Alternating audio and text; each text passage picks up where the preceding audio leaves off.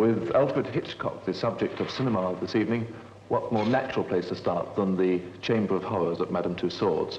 The deeds of the people who inhabit this room, murderers and perverts, all of them, are the very bread and butter of his filmmaking.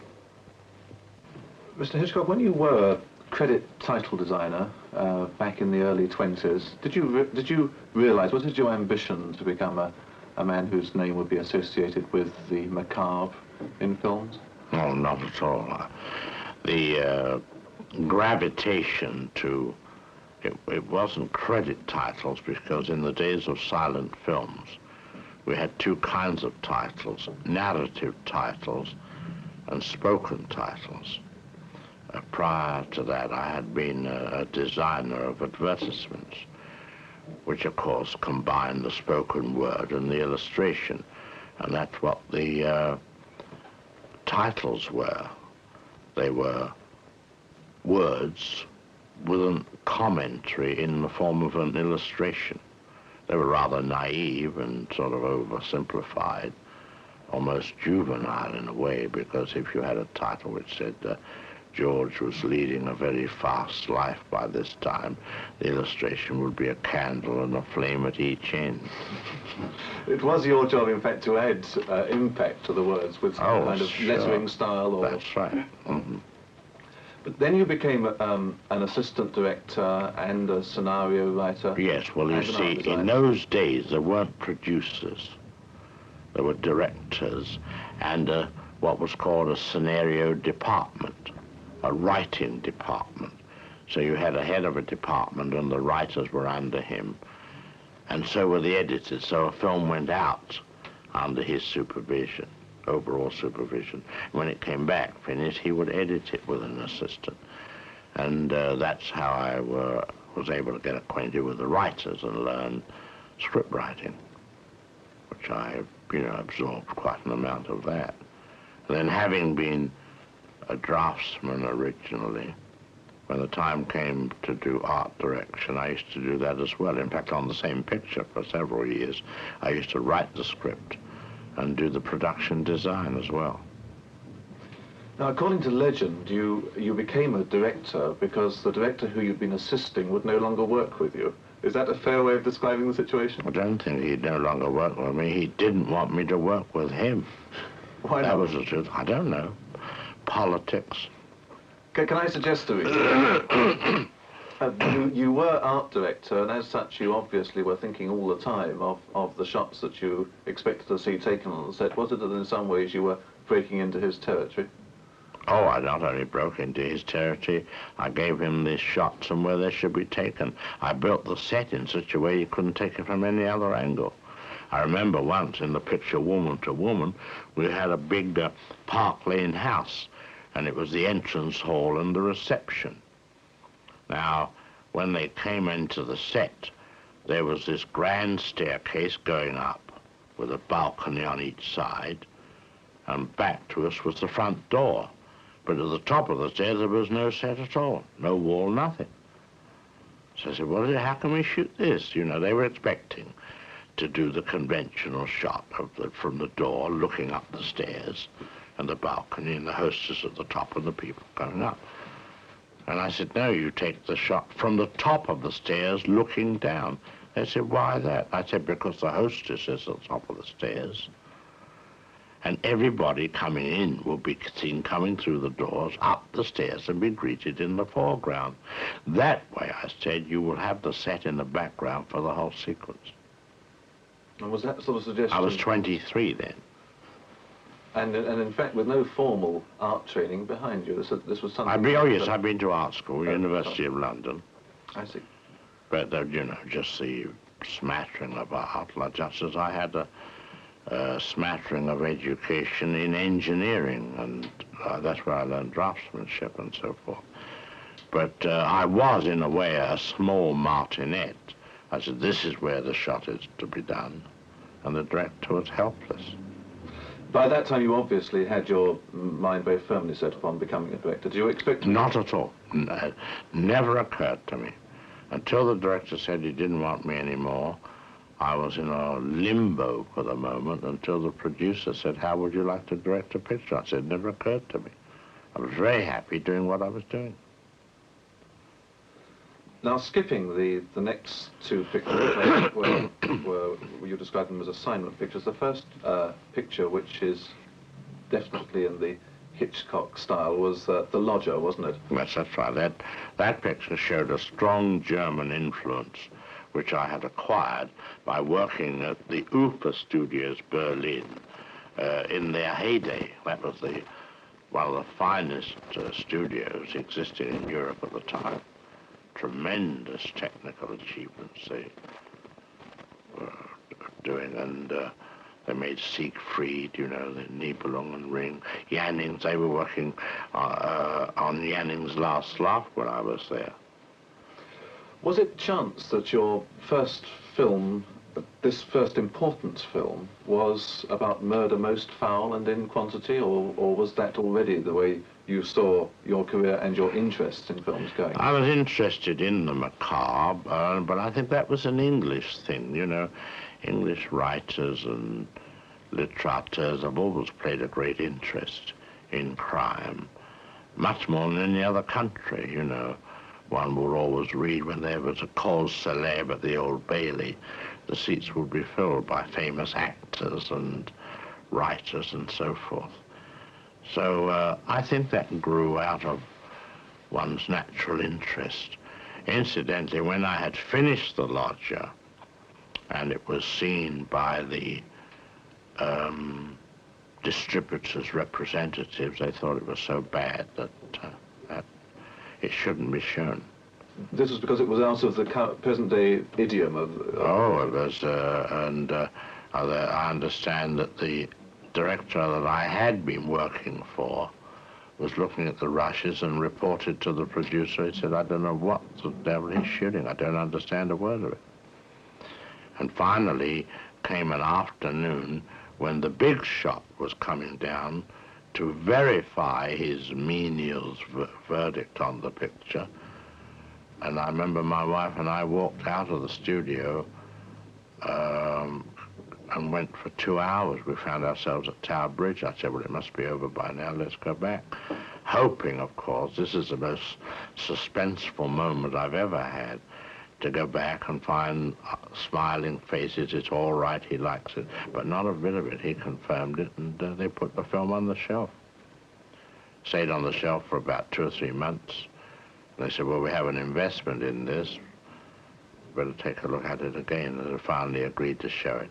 And then it was acquired as the greatest British film made to that period. So there you see the fine line between failure and success. Was it in your mind during those 2 months on the shelf that this might be the beginning and end of a director's career? That you might No, I didn't think of that. That never occurred to me at all. Never occurred to me. I'd like to know if I made this choice of subject just a little, because it is so much the roots. Well, I've always thought of you as a man who, besides being a film director with his own absolutely individual style, as being a man with a very shrewd commercial flair. Did the murderous aspects of that film and subsequent ones have a commercial attraction for you as well? No. The commercial attraction to me comes out of the fact that I'm a believer that film belongs to the masses. It was the newest art of the 20th century. And there's always that feeling that commercial or box office are dirty words. And it's nothing to do with it. It's to do with telling a story with the widest possible appeal, but still applying all the artistic techniques and manner of storytelling without degrading yourself at all to what is vulgarly called the commercial. I think it's axiomatic that if you take into consideration the elements that interest wide audiences, then you can tell your story as imaginatively as you like, as long as you make it clear to them. Wouldn't you have dearly liked your Jack the Ripper of The Lodger to be proven at the end of the film, Jack the Ripper? Of course. But you see, that's the penalty of having a film star in a story of that kind. he inevitably has to be cleared. Now, I had the same experience with Cary Grant in a film called Suspicion. It's a big disadvantage. On the other hand, if you have a chase story, it's an advantage to have a named star in that, because the audience anxieties are increased, because they know him well. He's a relative. Yeah. He's a relative in trouble. But in your mind, Ivan the fellow definitely was the fiendish stabber. Well, he had to behave like one, so the excuse was given that he was a nervous, almost a schizophrenic. He was a man who was a brother of one of the victims and really had gone off his head. But these are rather clumsy sort of excuses. Strictly speaking, you should not have a matinee idol in a role of that kind. Mm-hmm. There was a rather famous sequence in that film where you used a sheet of glass for a floor, wasn't there? Would you like to tell us about that? You see, that's the visual interpretation of the missing sound of those days. In other words, a man is pacing a room up and down today. We'd do it by sound, and you would see the chandelier shaking. Well, the substitute for that was a visual impression of the room above, and you saw the soles of his shoes and the full length of his body and the ceiling of the room beyond as he paced up and down. And I did it by having a floor made of 1-inch thick glass. And perching the fellow on top. Your next film, The Ring, in fact, was not any furtherance of the crime theme, was it? It was a straightforward... No, it was a boxing story, you know, from gypsy to middleweight champion or heavyweight champion or whatever it is. Why the fascination with boxing? Was it the element of violence in that attracted you, or was it something? No, it wasn't. I think it was the topicality of it at the time. I'd been to the Albert Hall and seen some of these fights. And I was always interested in fairgrounds, so we had the fairground and then we had the rise. And I remember I first started the 24 sheets showing the name of the box and then all the seasons passing through, the snow and the rain and the spring and the summer, and the name got higher and higher, which was practiced many years later by many people. They even did it in that Kramer film, The Champion, many, many years after. This process of condensing a great deal of information into a short montage is something that you have used extensively, isn't it? Well, it's information that must be given to an audience that doesn't warrant length or dramatic presentation. Where did you get your early approaches to the cinema from? Did you go to the cinema a lot in those days? Mm-hmm. In fact, about the age of 15, I didn't even read fan magazines. I only read trade papers, especially American ones. So there were the Russian influences, the German influences, and the Americans, all, and of course, what British influence was, and it was all.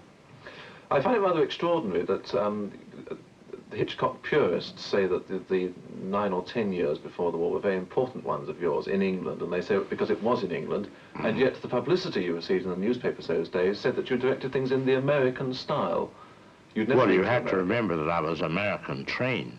When I first went into the studio at Islington, this was a studio called Famous Players Lasky British Producers. And when you entered the doors of that studio, you could have been in Hollywood. Everyone was an American. The writers were American. The directors were American. In fact, I believe the first film I had written the script for and did the art direction, when it was reviewed by the Daily Express, the headline said, "Best American Film Made in England." Well, that was the influence of the oversized sets. You know, in those days, of course, everything was exaggerated. All the rooms were like cathedrals, and it belonged to the era just as much as the new cinemas growing up at that time was a haven, was a palace away from the sordid little homes that people lived in. And they walked into the lobby of the big motion picture palace with a carpet 6 inches thick, you know. And the whole atmosphere of film in the 20s was you had full to of that. reproduce that glamour on the screen, in fact. Very much so, yes. Well, now we had a blackmail and a profound shock for almost everybody in the industry, I would have thought, including you, the advent of sound. Was it a shock for you? No, it didn't bother me at all. I just took to it like I won't say a duck takes to the water, as it was sound, will say, as a duck takes to a quack. Nothing, it didn't bother me at all. But as a director who'd been working purely on mute films, it must have been a sudden, extraordinary widening in technique demanded of you. Sound, of course, there was sound. There was sound to be played around with. There was a counterpoint of sound. One had to realize there was a new element, and they shouldn't make the same statement. I've always believed, but unfortunately you can never get it written this way, that the voice should never make the same statement that the face is making. In other words, if a girl says, I'm happy, and she's got a happy expression, you're saying the same thing twice, once with sound and once with a visual. Should be counterpointed. You know, a girl can be crying, and in an argument she can say, well, don't make me laugh, with sarcasm. Now that's the true counterpoint of the words against the visual. But of course that isn't practiced at all, never even given a thought. But it's the essential thing, and I realized that at the beginning. Well, once again, from reading about your quotes, I think your actors must have learnt your ideas about this rather painfully. I suppose the shortest and most pertinent quote of yours of actors is, actors are cattle. Well, I've been accused of saying that, and I remember when I was given the Milestone Award by the producers of Hollywood a year ago, I did say in my speech that I had been accused of saying that actors are cattle. I said this was absolutely untrue. What I possibly said was that actors should be treated like cattle.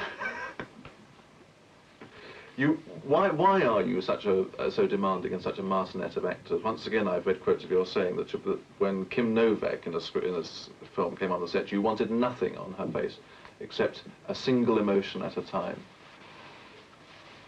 Well, my idea of a good actor is somebody who can do nothing well. I think there's a misquote there, and she wasn't able to do nothing well. The presence of an individual in the form of an actor on the stage or on the screen, if he strolls on and lights a cigarette and he looks interesting when he's doing it, that, to me, is an actor with control, nonchalance, saving himself for his dramatic moments.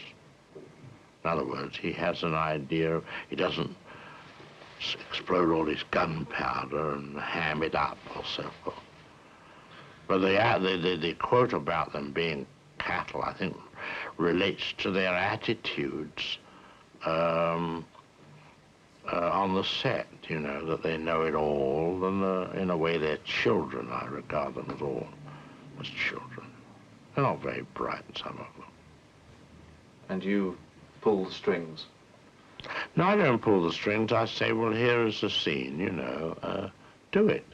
Remember, I'm doing a picture with Doris Day, and she got into tears, and one lunchtime wanted to see me with her agent, and then she complained that she wasn't being directed. Well, I don't direct. I don't shout out on the set, do this and do that. I tell them quietly in the dressing room what the points are being made in this scene, the character points and the dramatic points, and that's it, and then it's up to them. But supposing you're not getting what you want? Well, then I take them aside and whisper something. See, I don't believe in behaving like a director, yelling and screaming. I have a phrase for that. I call that all the drama on the set and none on the screen. Did the availability of sound create any casting problems halfway through Blackmail? Well, the main problem concerned the fact that I had a Czech film star playing the part of an English girl. This, of course, was all right when Blackmail was a silent film, but the decision was made to change it into a talking film. So there the problem cropped up. How do we get around the problem of Miss Andra speaking with a heavy foreign accent? Now, in those days, we couldn't substitute voices with the ease with which we do today. So I had a young actress, Joan Barry, sitting on the side with her own microphone, while Miss Andra, on the set, playing her scene, just mouthed her words. So the girl on the side had to follow her very closely. And that was the most primitive and earliest form of what we call in our business of dubbing the voice on. Since you couldn't add sound effects and things afterwards, the studio must, on occasion, have looked like an absolute nightmare. You had to include sounds at the same time, did you? I had a scene in the following film after Blackmail, which was Juno and the Paycock, with the Irish players. And it was a close-up of the son, the guilty son, who had betrayed his friend. And the family had come into the room. They bought a phonograph, or they were playing a record, If You're Irish, Come Into the Parlor. And then there was a choir. They stopped the records. The dialogue indicates there's a funeral procession going by and singing these Catholic hymns. Well, now, this was only a close-up of this fellow. It was a creeping close-up. The camera went slowly in like that. Now, they couldn't find a record, If You're Irish, Come Into the Parlor, so in one corner of this tiny studio, we had an orchestra with no bass to get the tinny effect. The prop man sang the song by holding his nose to get, again, the thin voice. The rest of the characters played their dialogue. Then in another corner of the studio was a choir for singing in the procession. And there was more room taken up by the effects than there was by the camera and the individual being photographed. You, the conductor, right in the middle. All over, I was all over the place. Now, moving on to 1930 and Murder, which you've described as your first important whodunit. And only whodunit. Ah. I've never made a whodunit since. Very simple reason. The whodunit contains no emotion. The audience are wondering. They're not emoting. They're not apprehensive for anyone. Only if you have a girl who is probably innocent of the crime, and they're worried about her. But actually, the main concentration of their appreciation is who done it? Who did it? The butler or who else? When the film is finished and the revelation comes, well, you get 2 or 3 minutes of saying, ah, I told you so, or I thought so, or fancy that. I prefer to do the suspense film by giving all the information to the audience at the beginning of the picture or early on in the picture. Then they won't wonder. They'll be apprehensive for the individual. So that was why Murder was your only. Of course, The Man Who Knew Too Much was fell into the second category. Second category, anxiety for the mother of the kidnapped child. Now, you once again in this there was some typical Hitchcock situations in that you were worrying the audience on the hero's behalf with the hero in very familiar situations like the Salvation Army Hall. Is that part of your philosophy?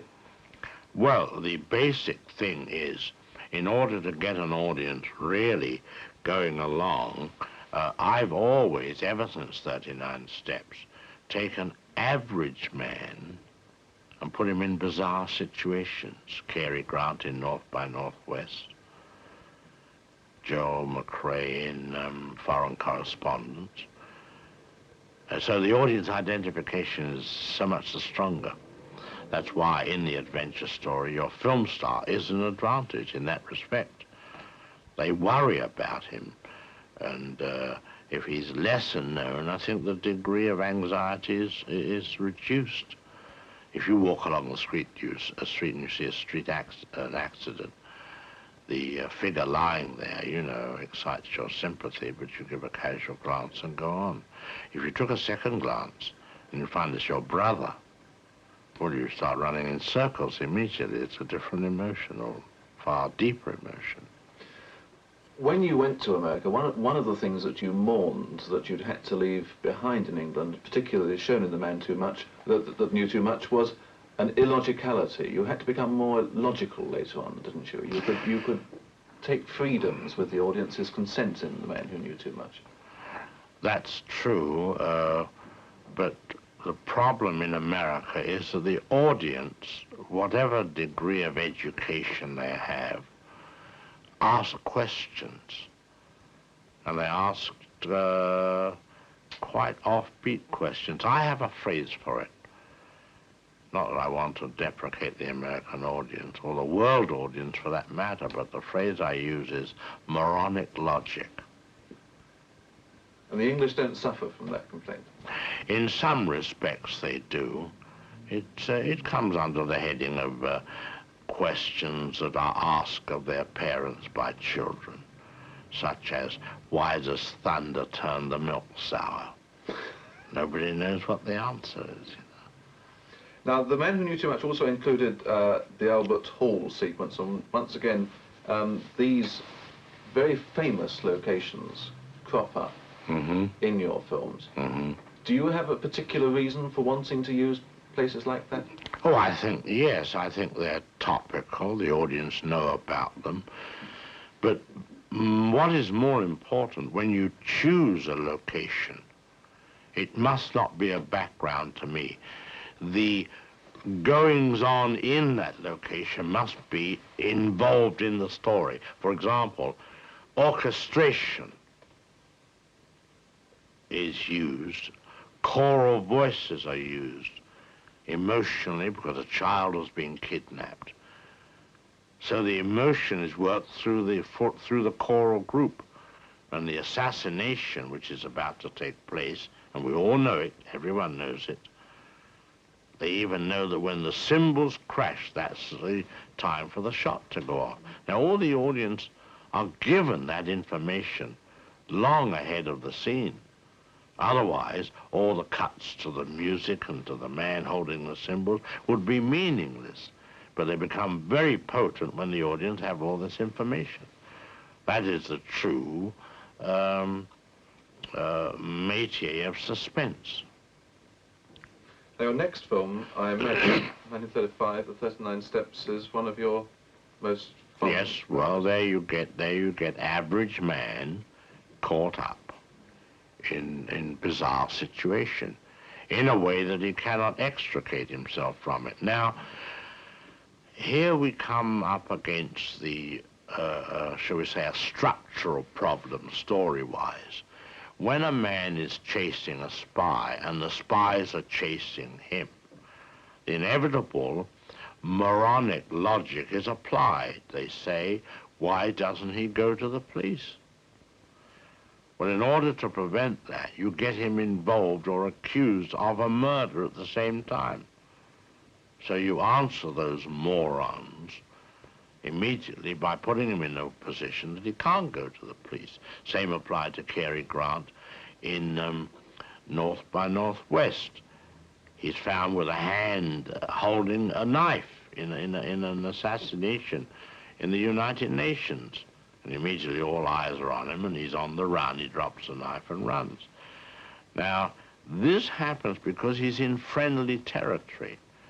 Now, if he's in unfriendly territory, what we'll say behind the Iron Curtain, behind enemy lines, he can't go to the police. So you're all right in any case? So the background covers it. Now, of course, in Torn Curtain, I've done both. I've had my cake, and I eat it as well. Cinema, Roll 5, Alfred Hitchcock.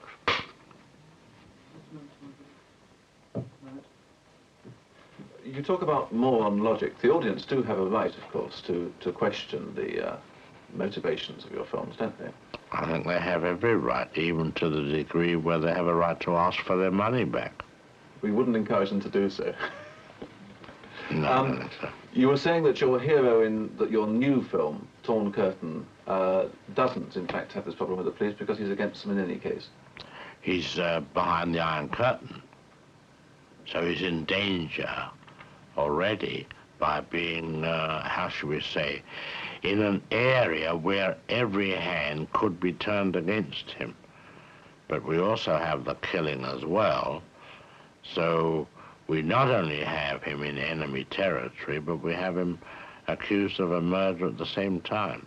That's what I meant by having one's cake and eating it as well. What do you remember about 1936 and The Secret Agent? I remember a lot about it. That was Somerset Maugham's Ashenden. The film didn't succeed, although I had a lot of ideas in it. I think its lack of success was due to the fact that the hero, his objective was negative. In other words, he was sent to kill a man, given a killer to do it, it's true. But his attitude was reluctant. And therefore the audience had no rooting interest at all. They were confused. They couldn't say, well, don't do it, you're right not to do it. Because usually the pattern is for the hero is to achieve something, and the audience want him to achieve something. And I think that was the root problem in that story. So this was a misjudgment on your part of audience psychology? It's a thing that over the years you do learn from audiences. I don't care whether it's English audiences, American, Japanese, they're all the same. They all love to enjoy fear. They wallow in terror, and they always get off giggling, like off the Switchback Railway. So you learn never to explode bombs, but to save it at the last minute, and relieve the audience in the end, but give them all the apprehensions.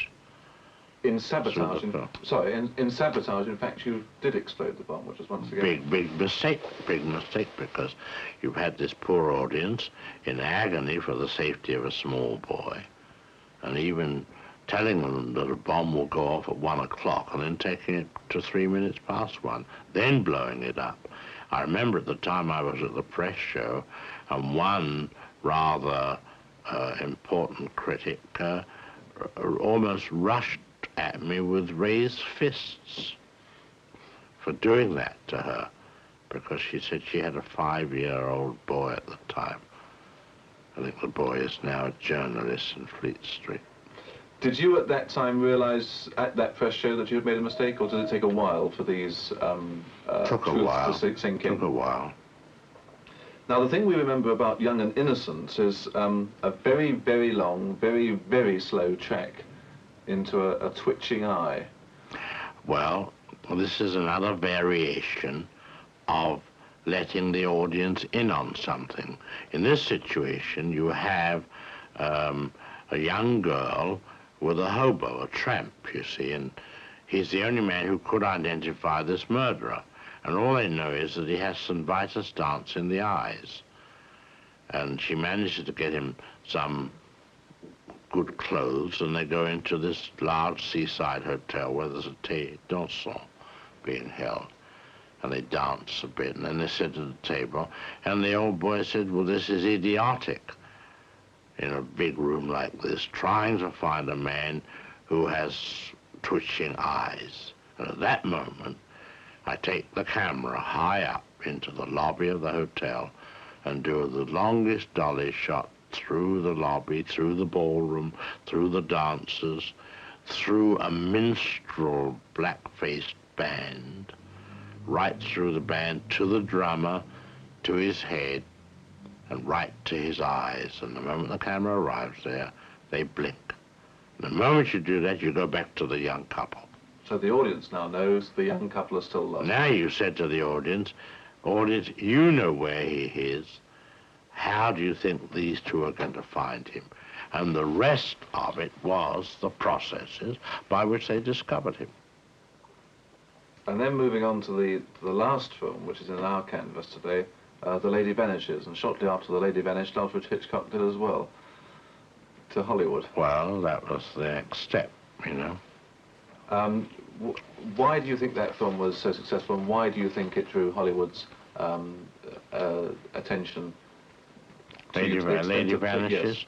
Because it was that film which bought you the firm offers from Hollywood that took you over there, wasn't it? Oh, no, it wasn't. No, but as a matter of fact, I was in the middle of shooting Lady Vanishes when I got the offer to go to Stick, and that was to make a film on the Titanic. Ah. Which you couldn't do, in fact. No, which they switched to Rebecca.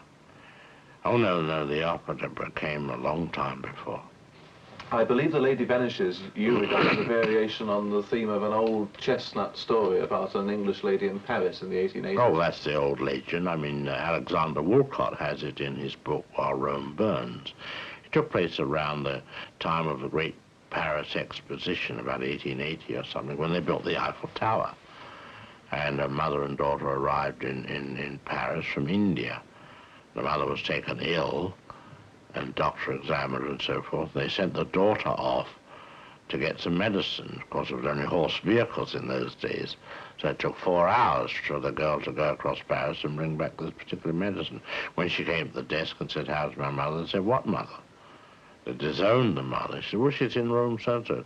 They show the girl the room, and it's differently wallpapered and so forth. And of course, the whole secret was they were terrified that this woman, who had died from bubonic plague, they would get around the city and ruin the exposition. That was the so-called story. Mrs. Belloc Lowndes wrote one. I can't remember the name of her story. It'd been written by several people, and this one by Ethelina White, The Wheel Spins, was the same idea. But in a different setting, yes, sure. I believe, in fact, you have shot your own film, Done in Flames, there by saying, why didn't they send the message back by carrier pigeon? Well, which would have destroyed the entire plot. I was a moron coming along with my logic, you see. But getting away with it. Can you cut, Phil? Yeah. At what stage in the 30s did it become clear to you that your filmmaking activities were going to be towards the macabre, as they... I think it started with A Man Who Knew Too Much and then developed right into 39 Steps. And you realized then that that was going to be your métier? Mm-hmm, mm-hmm. Can you explain your own personal fascination for the macabre? I think really it gives one an opportunity to express the violent in understatement. It's the melodrama, you see, that you play against. That's what I'm interested in. But some would say that... Sorry, old chap, but I have to kill you. I hope it doesn't hurt. You see. But when the killings become rather bloody, as they sometimes do, that's almost overstatement, isn't it? No, it's, I would say the killings become more realistic and less from the movies. Changing subject abruptly, can I ask you, where Robert Donat in 39 Steps was handcuffed to a girl? There was a bedroom scene between them, if you remember. Mm-hmm. Was this the beginnings of sex interest cropping up in your films consciously or not? Oh, I think that the handcuff and tying up is a highly sex symbol.